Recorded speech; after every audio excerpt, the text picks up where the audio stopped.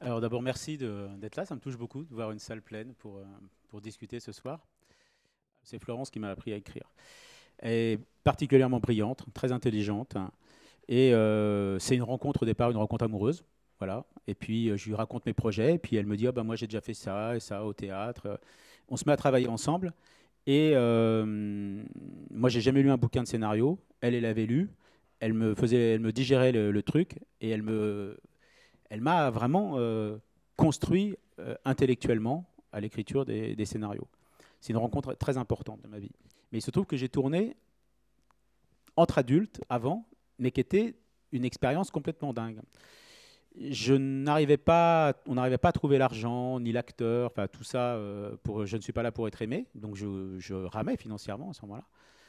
Et il y a la région Centre qui me propose d'animer un stage avec 12 acteurs qui n'avaient jamais tourné, qui étaient des acteurs professionnels, qui n'avaient jamais tourné, pendant 10 jours.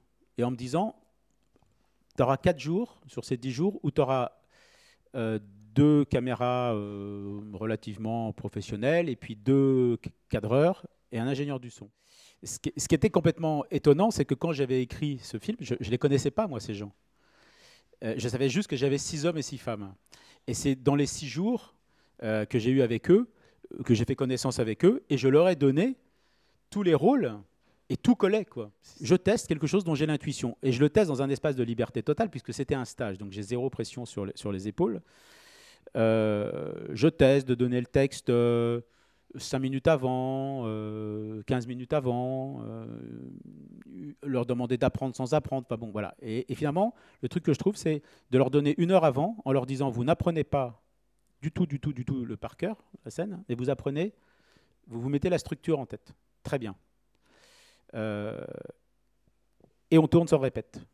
Je savais que j'avais 4 jours pour tourner quelque chose, donc il fallait que j'écrive de manière à ce que ça soit tournable et propre et visible avec le peu de moyens que j'avais. Enfin, c'était l'équation est possible. Il ne s'agissait pas de faire en 4 jours quelque chose qui aurait dû être fait en 15. Il s'agissait de faire en 4 jours, avec des journées normales, quelque chose qui était faisable en 4 jours.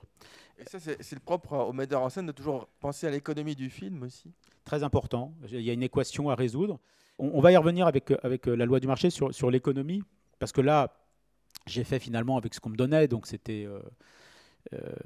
voilà, j'ai fait avec. Hein. Mais ce n'est pas un problème de tourner un film à 1 million d'euros, à condition que le projet soit pensé pour coûter 1 million d'euros. C'est chiant de tourner 1 million d'euros, quelque chose qui devrait en coûter 3, parce qu'on va devoir faire des sacrifices sur le texte, sur le nombre de jours de tournage. Et moi, je ne veux pas de ça. Ça ne me dérange absolument pas de tourner avec un petit budget, à condition que le projet soit pensé artistiquement dans le cadre de ce budget, ce qui était le cas pour... et sans que ça soit une contrainte. Moi, je crois vachement au couple réalisateur-producteur. C'est que, comme c'est un métier de grande solitude, il faut aussi avoir quelques partenaires. Et il faut bien les choisir. Il ne faut pas que ça soit une guerre. Il ne faut pas penser que le producteur, c'est juste un mec qui va vous trouver l'argent pour faire votre film. Enfin, il y a des gens qui l'imaginent que comme ça. Et c'est dommage parce que c'est se priver d'un interlocuteur. Et comme on n'en a pas beaucoup, et c'est important. C'est important. Continuer à penser les films, un certain type de film aujourd'hui comme auparavant, est pour moi une très très grosse bêtise. Et pendant ce temps-là, les films ne se font pas. Après, à chacun de voir ce qui est plus important, si c'est d'attendre l'argent et de se positionner en victime du système, ce qui est parfois très agréable parce que ça te permet de ne pas faire.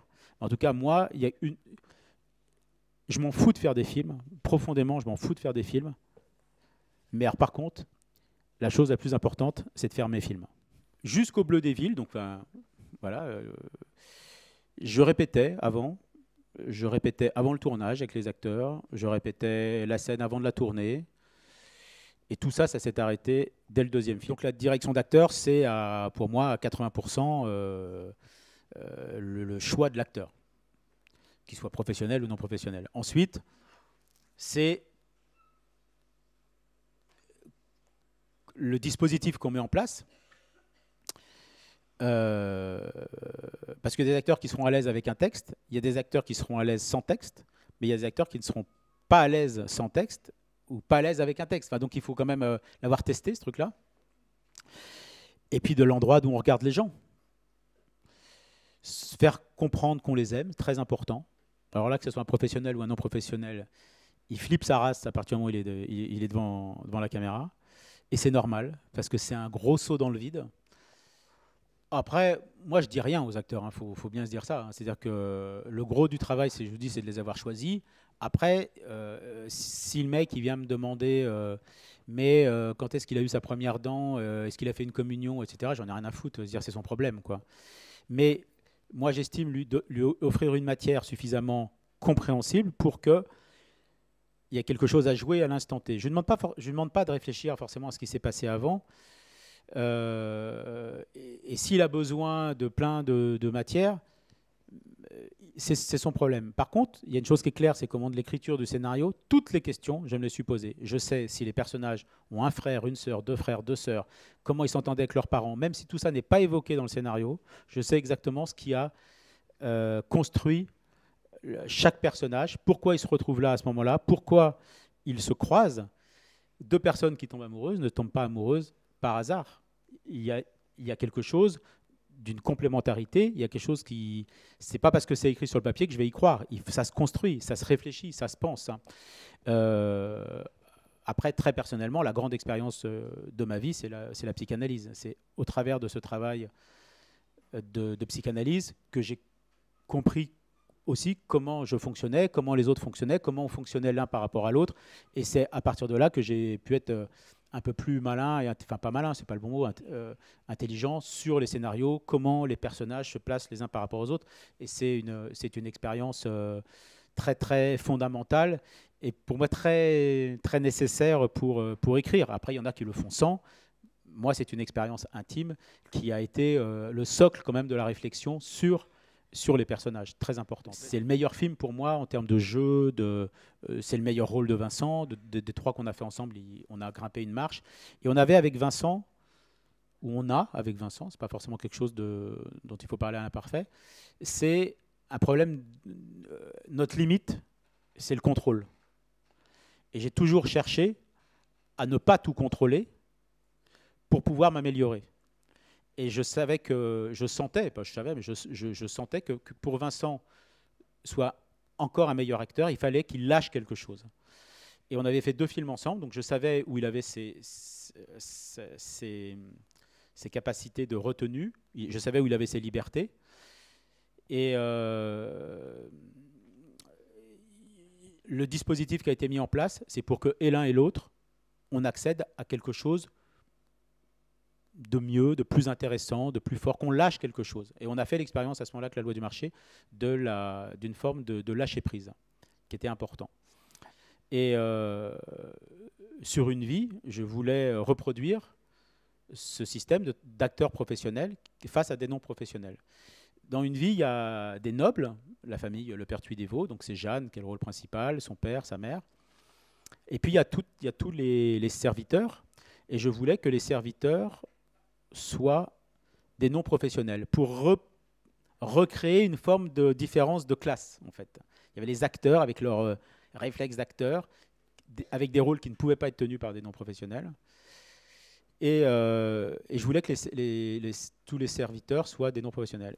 Je fais de la fiction en utilisant beaucoup aujourd'hui les outils du documentaire. Et pas seulement parce que vous avez vu la caméra à l'épaule dans La loi du marché, mais une vie, je l'ai tournée exactement de la même manière. C'est-à-dire que ma démarche à moi aujourd'hui, c'est de ne pas me mettre à l'endroit qui m'arrange. Je me mets là où je peux, quand les espaces sont petits, mais quand les espaces sont plus grands, comme dans une vie où on a tourné dans un château, eh ben je réfléchis à me mettre, c'est mon point de vue, hein, c'est de mise en scène, de me mettre en fait comme si la scène se déroulait en vrai.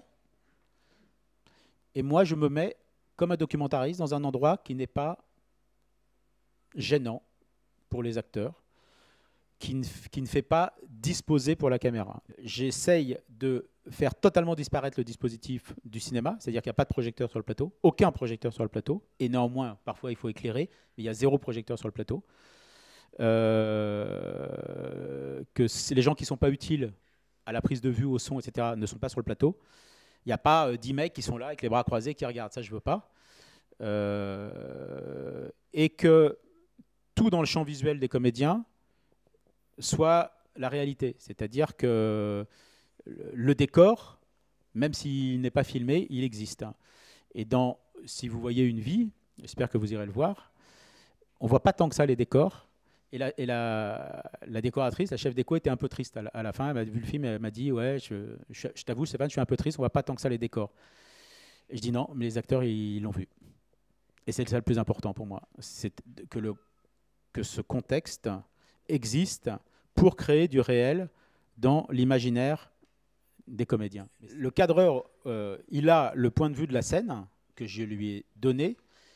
Il sait où il va, comme chaque acteur sait où il va, mais je me refuse à savoir par où il va passer. Donc le chef opérateur,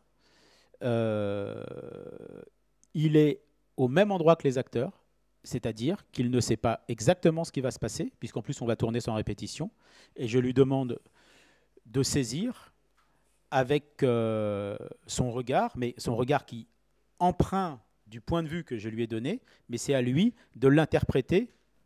Il l'interprète comme il y a les acteurs qui interprètent en face de lui quelque chose.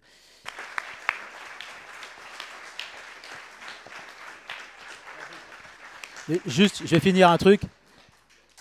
Faites à votre sauce, hein. Surtout faites à votre sauce. Faites pas comme les autres.